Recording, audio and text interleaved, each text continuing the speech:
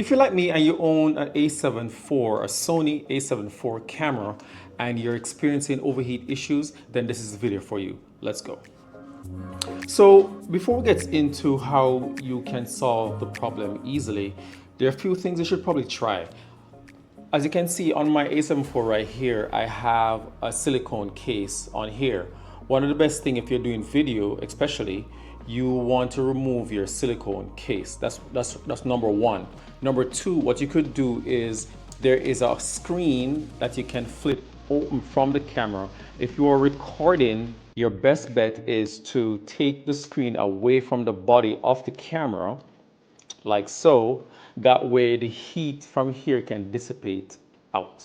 All right. I've heard other scenarios where persons have actually opened the door of the battery to let heat out.